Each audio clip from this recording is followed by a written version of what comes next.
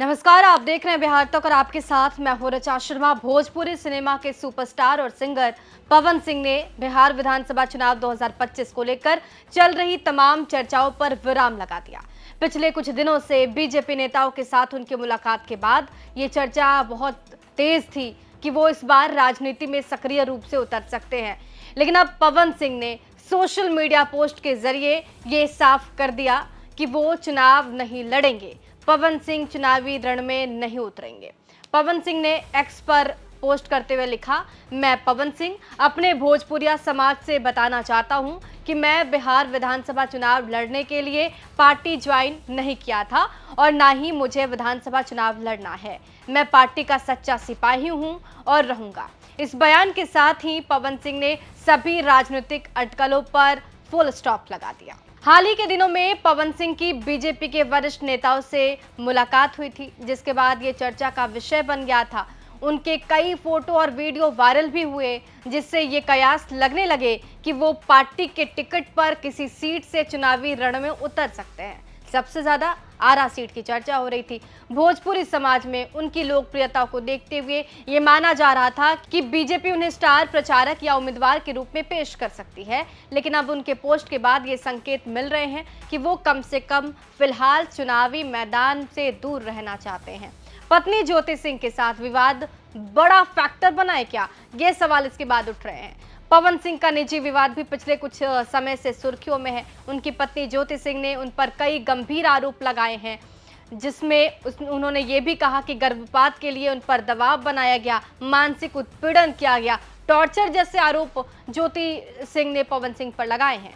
ज्योति ने यहाँ तक ये भी कहा कि प्रताड़ना से तंग आकर उन्होंने स्लीपिंग पिल्स खा ली थी, जिसके बाद उन्हें अस्पताल ले जाया गया। उन्होंने पवन सिंह पर तंज कसते हुए कहा कि जो व्यक्ति खुद 15 साल से पार्टी में रहकर टिकट नहीं पा सकता, वो मुझे क्या टिकट दिलवाएगा। ये विवाद लगातार सुर्खियों में बना हुआ है और पवन सिंह की छवि पर इसका असर भी पड़ रहा है। लेकिन सवाल ये है कि तो फिर पवन सिंह चुनाव क्यों नहीं लड़ेंगे? देखिए, दो बड़े कारण सामने आ रहे हैं। सवाल ये उठ रहे हैं कि आखिर पवन सिंह ने ठीक चुनाव से पहले खुद ही क्यों ये ऐलान कर दिया कि वो मैदान में नहीं उतरेंगे। इस पर राजनीतिक गलियारों में दो मजबूत संभावनाएं चर्चा में हैं।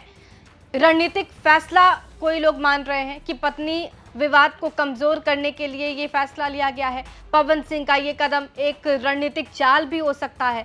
वर्तमान विवाद में खुद को राजनीतिक शिकार के रूप में दिखाना और पत्नी के आरोपों से ध्यान हटाना इसका एक हिस्सा हो सकता है। सूत्र के हवाले से ये भी जानकारी सामने आ रही है कि पवन सिंह अंतिम समय में नामांकन दाखिल कर सकते हैं ताकि ज्योति सिंह को उस सीट से लड़ने का मौका ही ना मिले।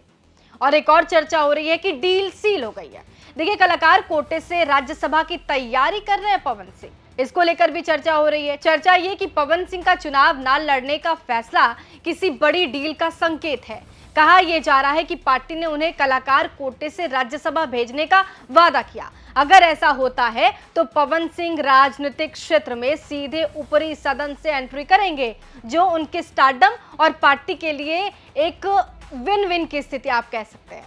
एक तरफ वो अपने ऊपर लगे विवादों को शांत करना चाहते हैं, दूसरी तरफ पार्टी के भीतर उनकी राज्यसभा एंट्री की चर्चा जोरों पर है। अब सबकी निगाहें इस बात पर टिकी हुई है कि क्या सच में पवन सिंह राजनीति से दूरी बनाए रखेंगे या आखिरी वक्त में भोजपुरी स्टार के रूप में चुनावी मैदान में उतरकर सबको चौंका देंगे। सबकी निगाहें पवन सिंह के अगले फैसले पर टिकी हुई है। बहरहाल, आपको क्या लगता है, पवन सिंह चुनाव नहीं लड़ेंगे या फिर उनका ये ऐलान करना किसी दूसरी तरफ इशारा करता है? कमेंट बॉक्स में जरूर लिखिएगा। बने रहिए हमारे साथ, देखते रहिए बिहार तक।